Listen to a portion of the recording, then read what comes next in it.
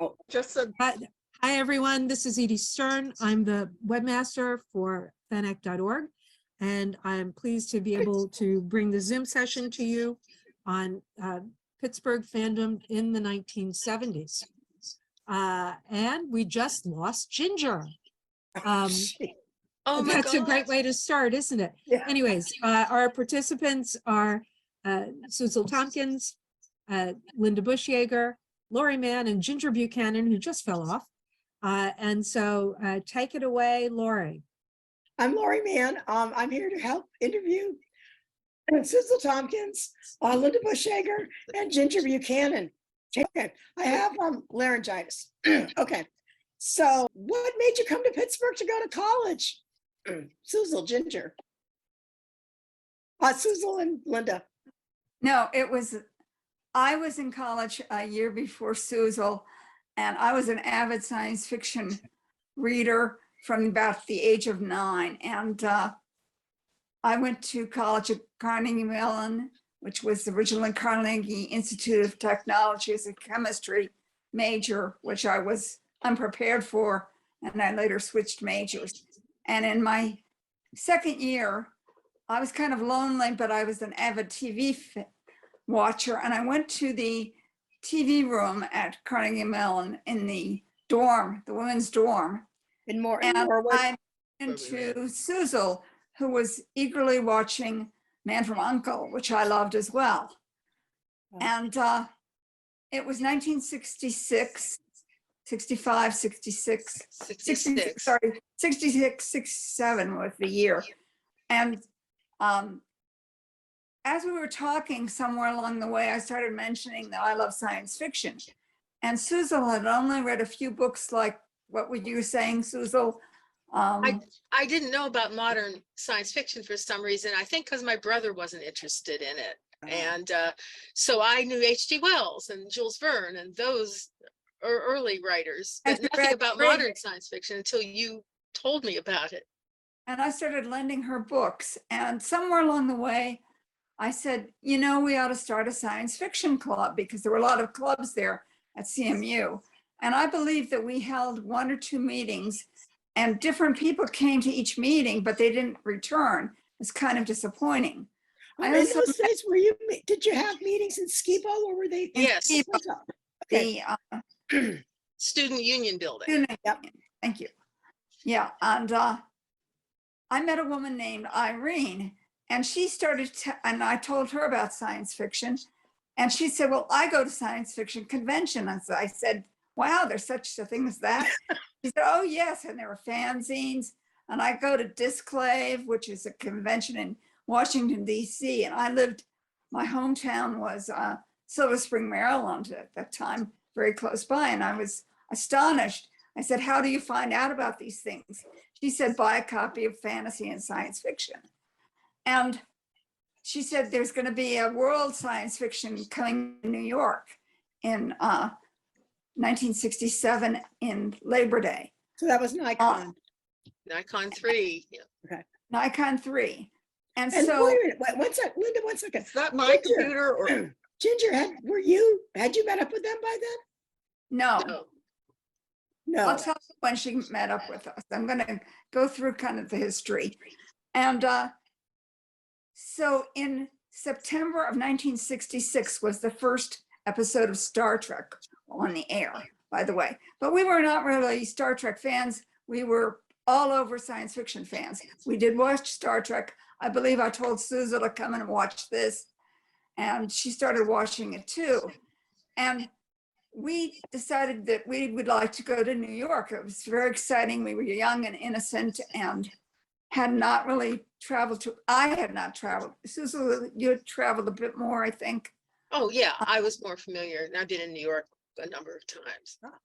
And we dragged Susan's, at that time, her roommate, Dale DiNucci, who was originally Dale Steranka.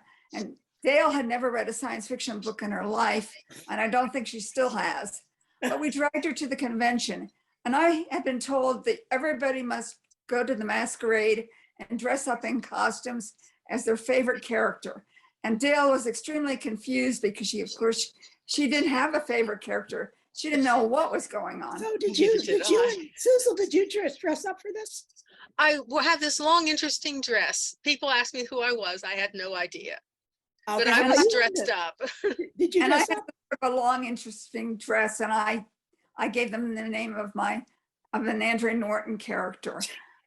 And we had a great time at the convention, and we ran into Irene again, who had married a Baltimore fan named Chuck Ryan, who was a well-known folk singer. And my husband's in the background somewhere there. Hi, Ron. Now away. Anyway, That's cute. so they changed clothes in our room for the masquerade, and there were a lot of people dressed up as Spock, including Chuck Ryan. When we got back to Carnegie Mellon University, we were really enthused about this whole thing. We decided we would try again with our club, and we believe it was early 1968, like January or so, that we had another meeting. We finally got a couple people to show up more than once, including John Upton. We also met Adrienne Fine, who was an artist. She would be in the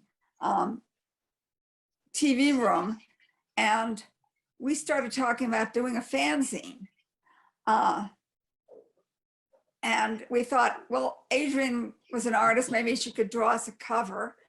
And we were very lucky in that Suzel's parents had some sort of a printing shop, including A.B. Dick Mimeos. And Linda, they're an A.B. Dick distributorship. Ah, okay. and they had other, like a spirit duplicator. And we came out with the first issue. I was corresponding with some people that I met through the N3F. I heard about them at Nikon, and I got a few fanzines in. We decided we were going to put out a fanzine, Granfalloon, and February 68's the date on it. Okay. So in other words, before you had a club, you had a zine, or before you had a. No. Okay. We had the club first, then we had the zine. Okay. And so in early,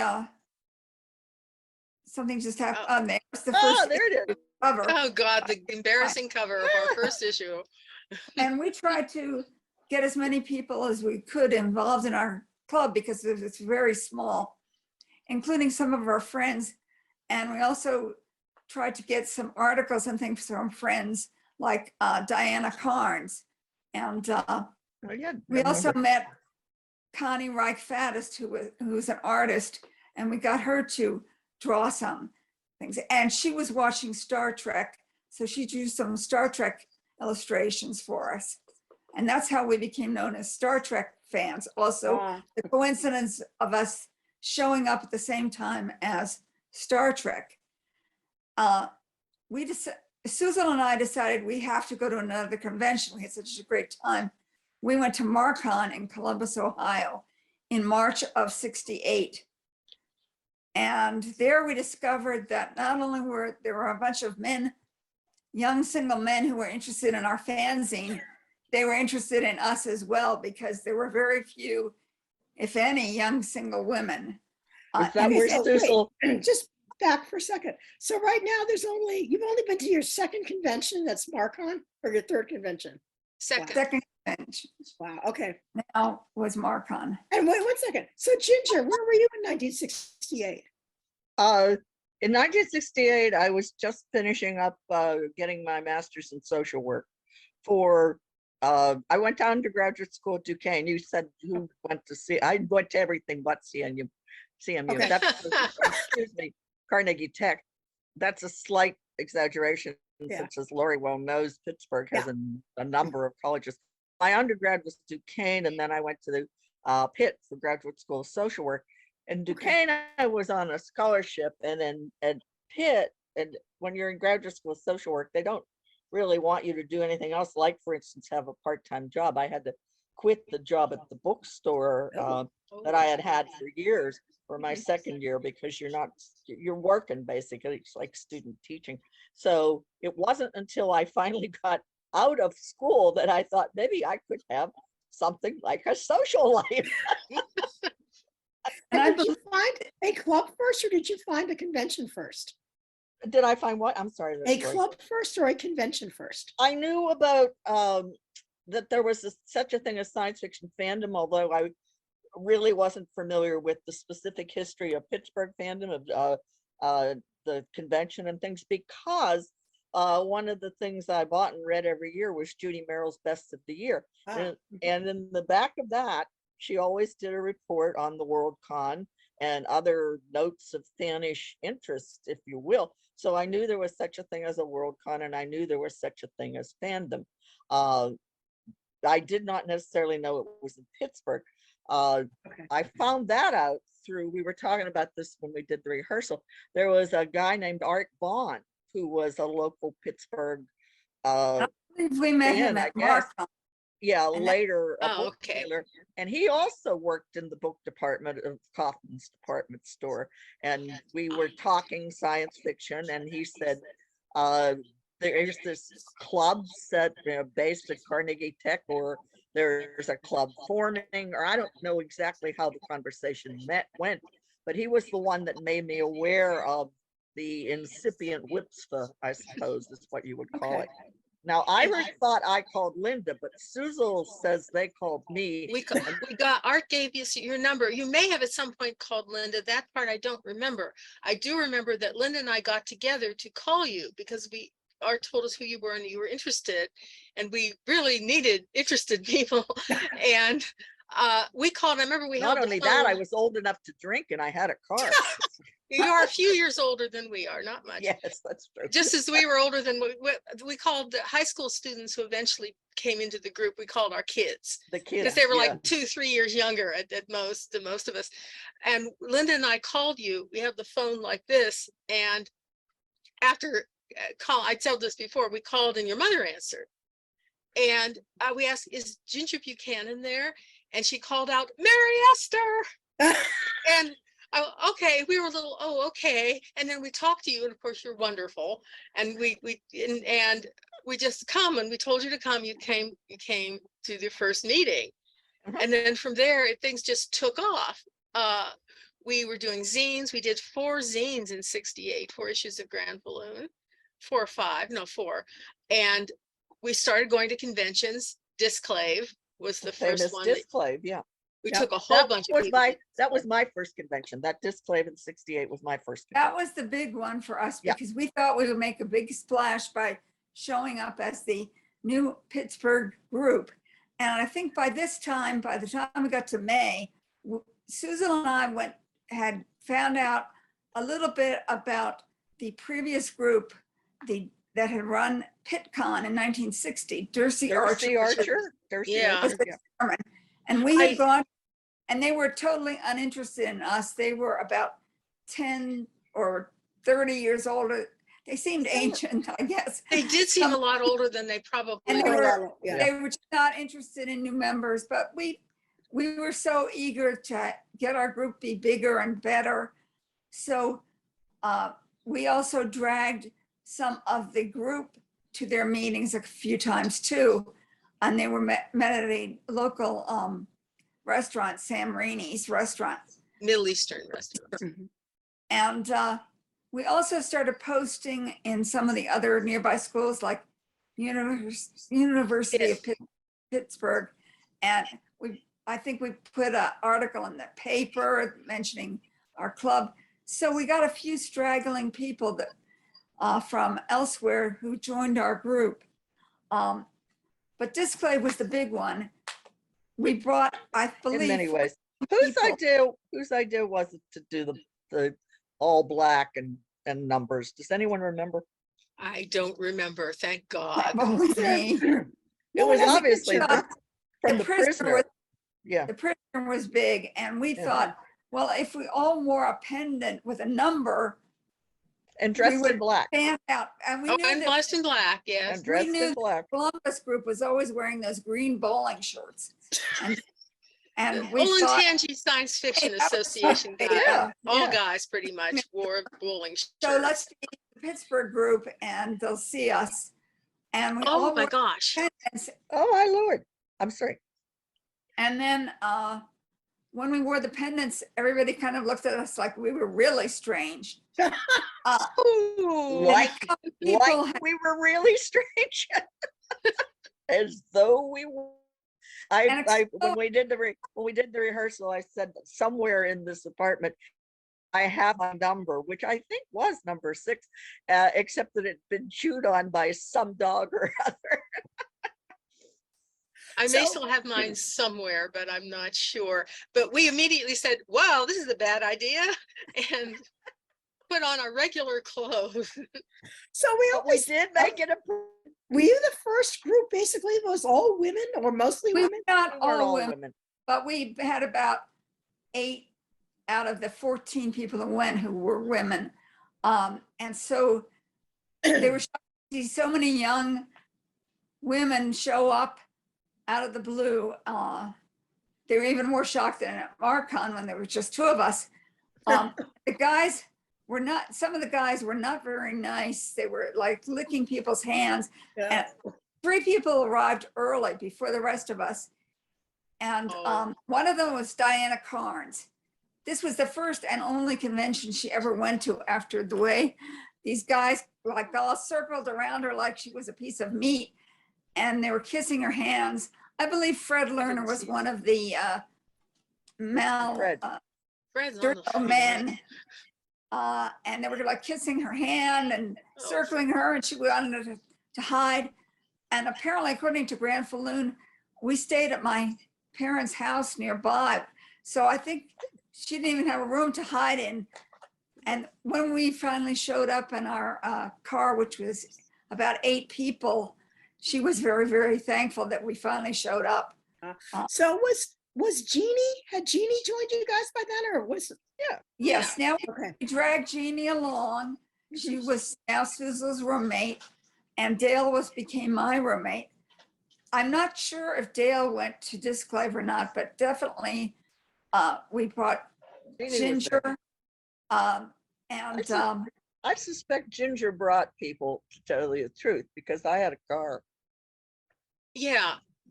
But were you But in, we- were you we in the rented station wagon? car. Because No, No, you were in the station wagon. which then we I called must the have had, death car yeah. Because Nancy Lambert, who was a graduate student at CMU, drove, and so does Suzel. And when Suzel changed over to Nancy, Suzel noticed that this Oh, the death car. Yeah. we called it the death car. It was a Car, right. 9-pad. There were 9 of us actually, Linda. It was, I looked it up and there was okay, it was 9. it was a very, as I called it, El Cheapo car rental agency. Wow. It was Oh, it had a fishing problem. line, and it spun around, and thankfully, or history would have been different. Mm. No other car was near us, so we just sort of spun around on the road. And Well, then we wait, 1 pulled- second. Wait. How do Side. you, was this going to Disclave? This Yes. was How do you Yeah. do a spin around and going to Disclave in May? There was something was wrong with the raining. car. there was just Okay. so much. Raining. And there was in the something car. wrong with the car. Okay. And we had to then keep it and drive it back again. Ginger, you did Oh, a lot of the driving geez. on the way Okay. back. I didn't remember that, but I read it. Okay. I remember that Ginjer was sitting next to me because she put her hand out protectively as we spun around. And then when we pulled over to the side, all these cars started slowing down, like looking at us. So I flopped onto the grass like, I'm injured. So they would have something to look at.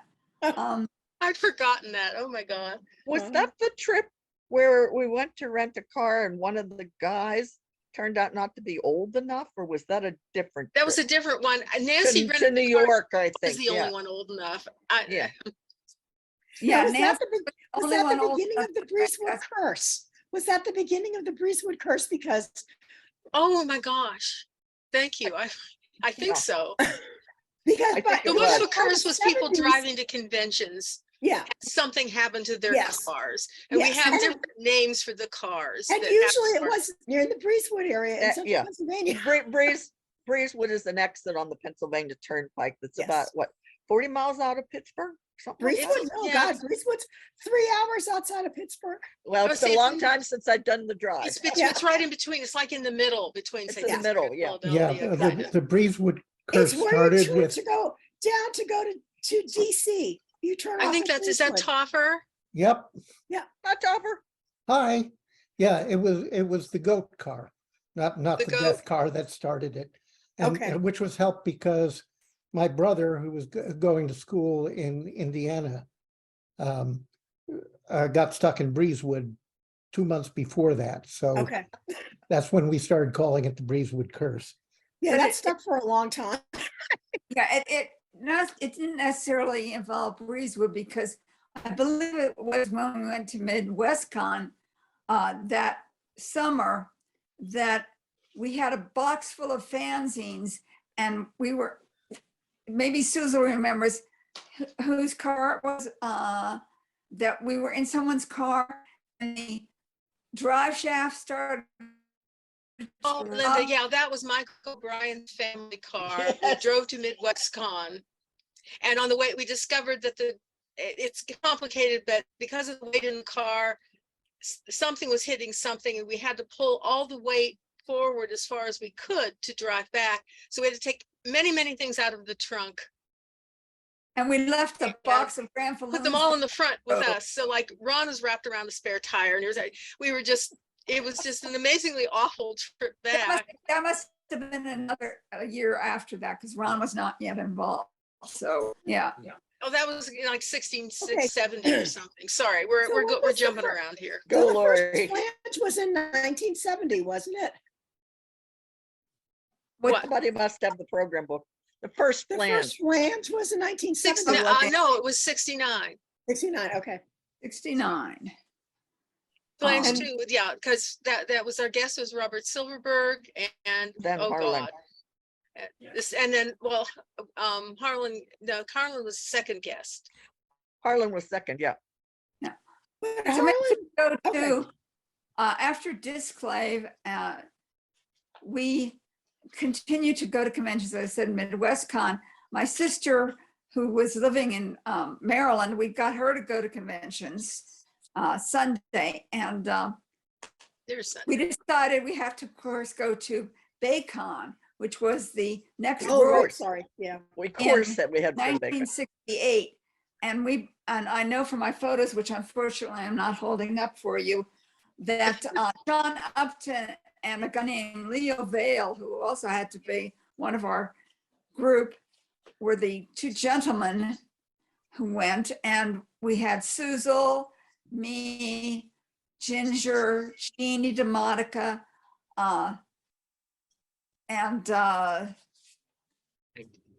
Nancy was it Nancy Amber. Lambert? Weren't there like 11 of Amber. us? Not at Baycon. And I don't remember.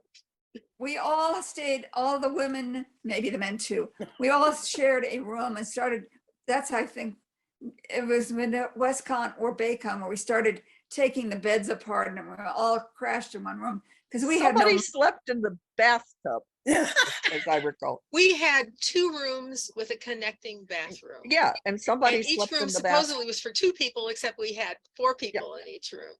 Yeah.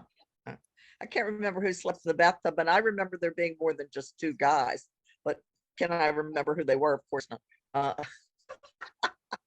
it may be that by then, according to my photo here, that Peter Hayes had shown up. He was one of the, quote, the kids. The kids, Because yeah. they were a couple of years younger than we were. John Diggory and Peter Hayes, and they were both the children of Carnegie Tech professors, weren't they? There we are. Oh, So is this Baycon or is this no, something that's else? that's NorEastCon 1. Ah, okay, That's a little later. okay. That's, well, me, Eli, and Ginjer. And there's more in that picture. One thing that I know that's happening, I think, is that we have some photos from, from the Eaton collection. Then Jerry's been putting the links in the chat. Aha, there's one. That's, That's from Baycon. Baycon. and I think this is time now. So the one of Harlan, Her Ginjer. story. Oh, as to I didn't why put my she glasses brought on quick enough. Harlan Ellison. Yeah. This is I didn't put my before we glasses. had, before Flange. This is at Baycon. Okay. And she bought Oh, that was Harlan. one. Oh, yeah, I have that picture somewhere. That was, we got a half an hour of his time, and that was, Oh, you we were bought in him. his suite. We were in his suite, Okay. and that was, him talking to us for a half an hour. But he talked about it for like an hour or so. He kept saying, I have to go. Yeah, he went, yes. Oh, there and we go. There was Yeah. his Oh, girlfriend. excellent. And Felicia Farr, Felicia who was Jack Lemon's ex-wife. And that was Ginjer and Sunday. and my Yeah. sister Sunday Ginjer on and the her floor. Yeah. Harlan was And- very, Harlan was amused. Well, during the auction, there were some at the time Trekkies bidding for him, It was and he Lise looked over Moray, to wasn't it? Ginjer and It was Lise Moray, wasn't it? was it? I think Okay, might have I don't been. remember. I was, and Harlan looked over at you and said, "Save me!" Save me. And so Ginjer started bidding, and people started throwing money at her, little dollars, and $1 and $2, because this was I 1968. trust you. We didn't have any money, and Oh, so we like a didn't have dollar any was money. very precious. Yeah. And they were throwing 50 cents at her. I don't know. But somehow she managed to end up that the bid was tied or close to tying. So he said, okay, I'll split half an hour with each of you. But he actually spent over an hour with us Well, the- pontificating, and we were all sitting around at his feet, and he was The smoking. Trek- The Trek people wanted him to wear for an hour a T-shirt that had a picture of Roddenberry or Oh, Oh. gee. something like that, that had to do with the Trek. And so smoking he a wore pipe. that T-shirt, I guess, for a half an hour. And then our half an hour of it was, a half the time. Normal. But yeah, Linda, as Linda said, he was very generous. But and then of course we wound up having him as a guest at the second flange. So So that was from Bacon, that a very famous fanzine article arose. I've yeah, had no sleep I and was I must giggle, which is one of the funniest pieces I ever read in Fandom. I've loved that piece for many decades now. So- I sometimes tell people if they want to know what they was like, you have sleep and I must giggle. yes, Not much of it Dana? really fiction. it was I'm sorry, first are we losing that everybody? quite well, Linda has vanished. To be a first Worldcon, that was quite an experience. It really was. And then Susan, what you just said was like blitzed out. Can you repeat what you just said?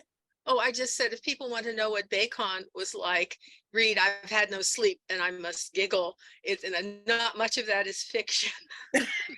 It's really what happened to us to some extent. And I put, Oh, go ahead, sorry. I say Linda's gone. She'll be back, I assume. But yeah, Bacon was my second Worldcon, but Bacon was an entity unto itself in any event. It was not like any other conventions were after that either.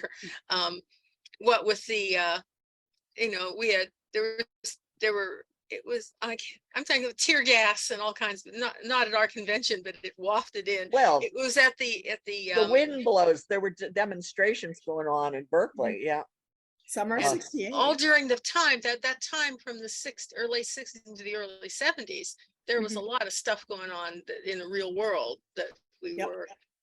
There was also a lot of marginally stuff involved with. going on at conventions because there were things being passed around at Bacon that people were partaking of too. That you didn't get in Pittsburgh. Not It was- really. Yeah, it was I'm there not, later. yeah, It was- well, someone who I will not name had something that I don't know exactly what he was telling people it was, but it turned out to be horse tranquilizer. Ooh, Well, this was the 60s. Okay. yeah. So I was trying to get into, because I've forgotten about Bacon. That was a great story, but I wanted to get a little bit into the formation. Oh, Linda, good. The formation of Flange, which I always thought was a fantastic name for a convention. I mean, so what encouraged you to do Say that? our uncle has an out of the way motel. Let's have a convention. Well, not really, but It was Dale who named it, wasn't it? Or was it? oh well, yeah. We had a kind of a language thing that we used, and Dale invented hitchy and flange. Yeah, Hitchy was sort of it's a thing. Whatchamacallit, the thingamabob. Hitchy was And a then small the flange flange. was a bigger one, but flange was FLANGE, the way you'd expect it. And we Right. used to use that term, unfortunately, to some people's annoyance a lot. And so we thought, well, why don't we didn't know what to name the convention, I guess. And maybe it was Dale that said we could call it Flange. So But And then Dale- spelled somebody came up with DH for the PGH. abbreviation for Yeah. So that was Pittsburgh. Dale DiNucci's name for it? Dale came up I with the thought I name. did, but over I the years, can't I remember. don't care anymore. I And may be remembering that flange was her term, but you may have That was come up our with the term. PGH. Yeah. But I think we just sort of decided, let's just call it flange and use the PGH for Pittsburgh. This resulted, though, we did have it. We found a little place north of SeaTac, right? I've been out here too long. North of Pittsburgh Airport, The then Greater Pittsburgh the then Airport, greater. which is now a parking lot, for the Greater Pittsburgh. Oh, Airport. right. Yeah. And it was really not. He had the manager of the hotel had actually been at the PitCon. And he had a Richard Powers or something over his desk in his office. So, you know, he really liked the concept. He was very, very nice to us. That's the only reason we managed to pull it off at all. Mhm. But we did have Bob Silverberg as our guest of honor. And the only thing is we were called Flange, and things that I do remember quite well are they had a reader board in front of the hotel. And so to be helpful, they wanted to welcome us. So we came up to discover it said, "Welcome PghLANGE," Yeah. because they took the PGH and spelled it out. But see, that happened in 1975 too, and you're saying it happened before Oh, that was 1975? our first convention because I Oh, wasn't. interesting. Okay, Um, it happened and multiple years. we didn't have enough room in the little teeny conference room, so he closed the restaurant and let us use that. Ah. And we have other stories about the fact that Bob and Barbara Silverberg and others got to the hotel before we knew about it, and a whole group went to meet them And they at were, the airport, and they they were were always there. there. And when they came back again, I guess Bob and Barbara and other people came out and said, "Welcome to." Yes. And Bob, it was in Sewickley, and Bob kept calling it Susquehanna or something, or whatever the river is in Philadelphia. Susquehanna in Yeah. Harrisburg. Was that, Yeah. wait, was One that at goes the Swickly, as we used to say. Was that Sewickley, at the Sewickley. Sewickley Motor Lodge on, It Sounds was the something motor inn. I have to look it up. That okay. Yeah. it may not be there anymore. That is torn down now and it has a lot of condos, but Jack Reacher was shot there. There are scenes from Jack Reacher shot at that hotel. Oh, interesting. I'll have Yeah, the next anyway. time. Yeah. But anyway, And that then became the a hotel running. was That torn down. became We're a getting running off joke. with topic, guys. Bob. Yeah, we are. So That became a running joke with Bob. what do you too. remember about the first flange, Linda? I'm having technical issues here. Yeah. Oh, Okay, what's the question again? What is your memory of the first flange? Well, I know we didn't really have much of a dealer's room. For some reason, we had people dealing with their books sitting out on the sidewalk. I believe we had couple paintings. Morris Scott Dolan's Dolan. painting was the art show was like 2 paintings, and we're sitting on a table, and the books were on the sidewalk. It was very relaxed. And one of the things, it was now 1969, 67, 68. Okay, 69. And we again had no money. So we were renting at the Con Suite. We came our place of rest at night. Oh I believe my. it was 2 rooms. But now there's like 20 people who are supposed to be staying in that Con Suite. And I don't remember. I was one of the last people to get in there. And now I'm like looking for a quote bed, which was, there was a half of a mattress on the floor. And so Ron, I, and Lois McMaster Bejoled, who was not yet a writer, published writer, shared a half a bed on the floor. And Peter Hayes was in there laughing. And it was like 3 a.m. and we were a little confused. Somehow I didn't expect that there would be that many people on the floor in that room. That was our Con Suite. So we had to get up fairly early to get it cleaned up and get everything out of it and get it ready for the next day, because the Con Suite ran day and night, just like we were kind of mimicking what we had seen at MarCon and MidwestCon. Mhm. And we had a lot of fans who came from Ohio. Yeah. And Well, that- we had we had made friends with, Susan and I made a lot of friends just from our first visit to Marcon, like Bill Millardy and Bill Bowers, who had put out fanzine Double Bill. And that's where I met, Jerry and I met at the Oh. Well, yeah. What first even- Marcon, right? I mean, Uh, like that Ohio fandom was sort of like Whipsville West or something like that. And yeah, because they would come to all our conventions. We're the And we closest. go there. Pittsburgh and Ohio were closer than Well, Philadelphia and yes. Pittsburgh. So Yes. there was a lot Even- of Even I, going with back my and sense of forth. geography, know that. Was the first flange or the second flange that Dean Koontz came to? It was. Did he ever come? Yeah, he was It living in definitely Western not the Pennsylvania. first one. Yeah, he was And living as in far as I Western know- Pennsylvania then. I don't believe it was the second one either. It must You have were- been much later. You were asking about the first flange, and Jerry, I thought about this and I saw Jerry put it in the chat, is that Lynn Carter was there and he led an expedition out into the woods, and we got kind of worried that Oh, he wow. would come back. None of us knew what we were doing, but we were trying very hard. People seem to enjoy it. I Yeah, it just was in think- a small motel, not a lot of rooms. And, but What- apparently it was good enough that we decided to come back again and do it again next year. Well, one thing that we this- did was that Bob Silverberg was our guest of honor, and he gave his guest of honor speech type of thing in front of a picture of a poster that we had made of Harlan Harlan, holding.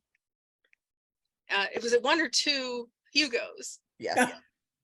So then, or one, and so the next year we did do it. We were downtown in a nice hotel downtown at Chatham Center. And so then Harlan got to give his honor speech in front of a photo of Silverberg. Or standing in Holding- front of the picture. So I just. They think were that they were they- very nice to us. One thing They that we still did, exist. Those posters still exist somewhere. Cool. that we as a group, so Ginjer and I and some other folks as a group, kind of I don't know how to put it. Not we weren't exactly adopted, but we had some pro writers who were very, very nice to us and very kind. And it was Harlan and Bob Silverberg and Lester to a Lester certain Del extent. Rey. Yeah. And Lester was really bemused when the 8 women showed up at Display. And we met Charlie Brown at that That's- Display too. So that was Well, we had another. actually met him at MidwestCon before Well, that. I met Charlie. So that was another met. way of, if you Speaking call of, it, Dina they was call it supposed to networking be these here. days. I But don't- Huh?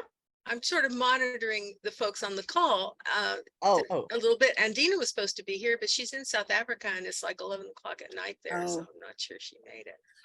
Quick thing, the Allegheny Motor Lodge was in Coriopolis. Was on That's the it. other side of the river. Coriopolis. That's it. It's Yeah. the Allegheny Motor Lodge. Yeah. You can, for $14, you can buy a postcard from that hotel on eBay if you want. Thank you. that was just send it to Silverberg. Oh my God. Anyway, Okay. over the years, those early years, we were really lucky because we met a lot of people who were very kind to us and helpful. And for the third flange, Lester was our guest of honor, and Lester he had was to our do it in guest of front of honor, a yeah. poster of Harlan and Bob because Yes. we're nothing but not consistent. As I said, I know we amused Bob and Harlan. Linda, you remember the trying to sell him a Granfalloon story, Silverberg? I thought that happened at Flange, but reading No, it happened at Granfalloon, the first. It happened at the Display. it was a display that I went up, Yes. he was sitting at it, I think eating, and I went up and I said, Mr. Silverberg, would you like to buy our fanzine? It's only 50 cents. And everybody around me was going like, no. And I said, Linda. And I think it was a sticky quarter, actually. I said, Linda, and I gave you a quarter and handed Bob the Granfalloon, and he was amused. Mm. Yeah, I did a number of weird things then. Okay, so Maybe I still do. the first few flanges to the early 70s. When did you folks start leaving Pittsburgh? Well, Eli says I moved to New York in 1971, Eli? I think it was when Jeannie and Suzel graduated. Graduated, yeah. So that would have been 1970, Ginger? Jeannie went first. She would have moved in 1970. She moved in with Okay. Ted Greenstone. That's not what I remember. No. What do you remember? I remember that Suzel, Nancy Lambert, Jeannie, and I thought you all got an apartment together. No, Start No. with no? no. Jeannie moved to New York and got a job with Celanese, and she was living with Ted Greenstone in this neighborhood in Inwood. They broke up. That was when she got the apartment that I moved into with Nancy Lambert, and I moved to New York and became the third roommate. I don't remember where you were at that time, Susan. I was still in I was living at Oh, home. you were I back was to in Johnstown. Johnstown. Yes. And then yes. I didn't move. And then we kept after I was in the school, we kept our apartment for a while, and then you moved out of our apartment. Susan, at somewhere along the line here, Susan and I finally moved out of the parental unit, which had something to do with getting my master's and a job. And we had an apartment in Squirrel Hill called Basic Basement. And I met Ron and started dating him at the end of 1969 after Flange or before Flange. At any rate, before Flange, and he and I moved into an apartment with Dale and Dennis sharing a house. Yeah. And we But you stayed in Pittsburgh for a couple of years. You stayed in Whereas Pittsburgh. the rest all left.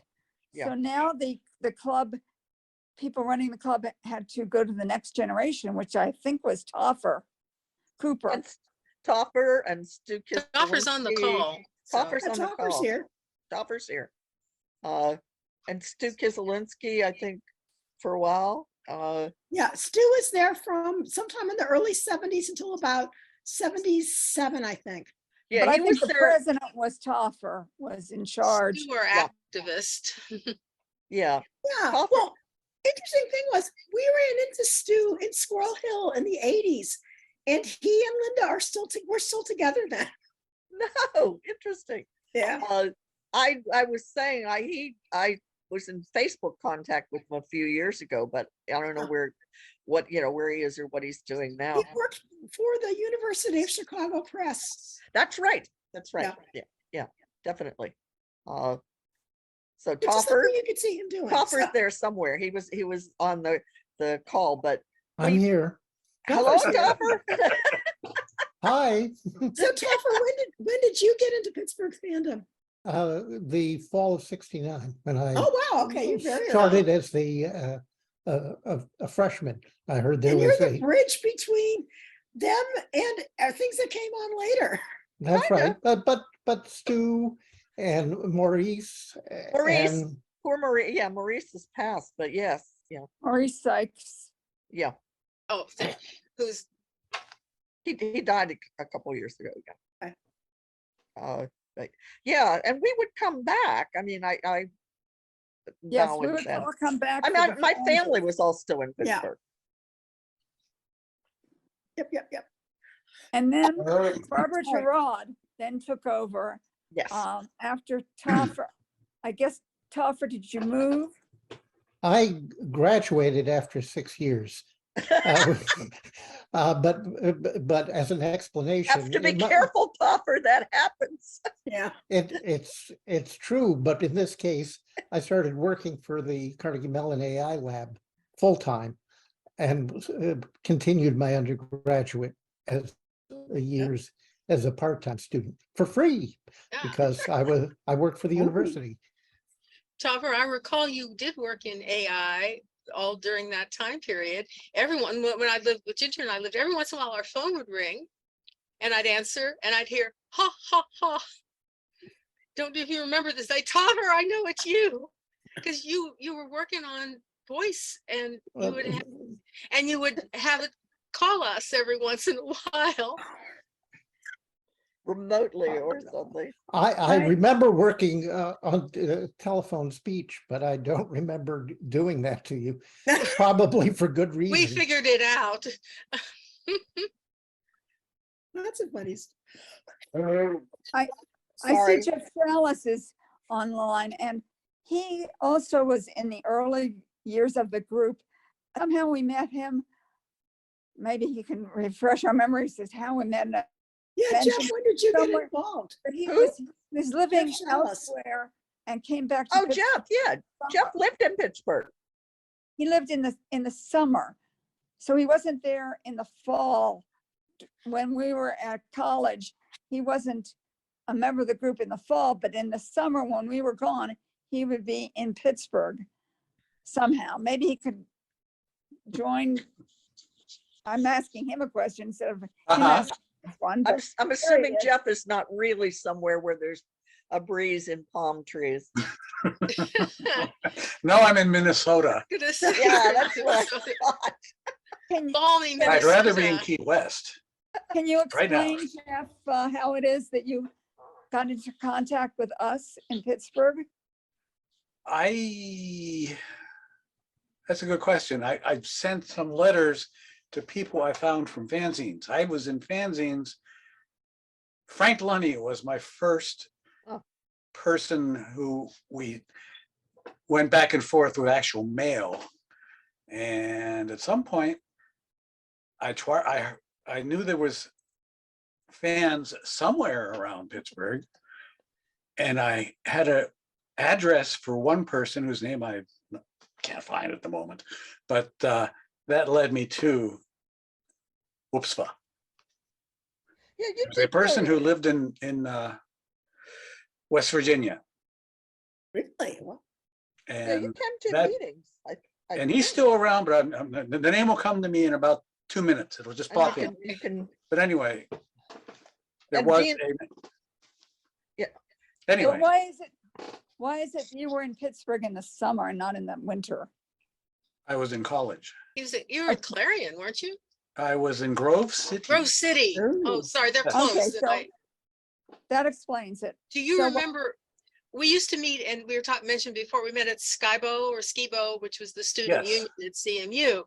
And we meet there not every Sunday, I don't remember now, Sundays in the afternoon. And one of the ones, you had to get across town to get a bus.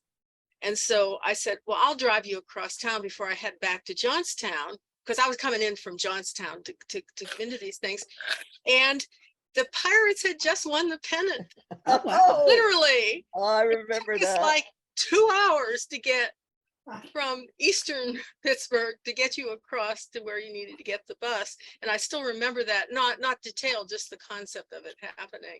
There's no chance of you remembering that are minimal. That if is ever. amazing. The things that we also did mention only in passing, as in she hasn't made it here. Besides John Diggory and Pete Hayes, the other kids that came a little later were Debbie Atherton and Dina and David, her brother David. And I never quite figured out how since they were teenagers and living in Mount Lebanon. I but thought I Debbie, think through John or Peter was how they found out about it. or through Dina, I can't. Or But how maybe did just, Dina find out? some mention in the newspaper or something Or like that. maybe, yeah. Wow. Because they had no connection to Carnegie Tech at all. I mean, Debbie was in the first Yale class that admitted women when she got out of graduated Mount Lebanon. She went to Yale, and Dina, of course, married Charlie. So one question that came up in the chat, tell about John Upton and the Pittsburgh subway system. Does that? Oh, that's, Crawford might- yes. Crawford might remember more about that, but Okay. Well, yeah, Oh, I remember too, but go ahead. oh, go ahead. I'm sure a lot of us remember. Remember it. I Well, remember. Oh, God. John just got into this whole thing about a completely imaginary Pittsburgh subway system. And he had elaborate maps, and he had ID cards as an inspector which he would, photographs He of took it. pictures of the construction when he was at Baycon. They were Yep. building the, oh God, Bart. it's Yeah. Bart. And he Bart. went and got pictures of that to help him with his, and he would flash his card getting onto buses. His forgotten that. Pittsburgh subway card, and he'd flash it at buses and they'd let him on. Do you so- remember we had I was his roommate for a roommate. summer. Oh, that's right. Oh God. I mean, anyway, yes. We had a Bill Cardill, Chiller Theater. We had Dearly Billy Billy Cardilli, yes. Cardilli, Mm. and John got onto that. As a representative of the Pittsburgh subway system, it was very Oh, funny, my. and that's why there were moments with John, but that was one of the funnier things he ever did. It was very clever and very consistent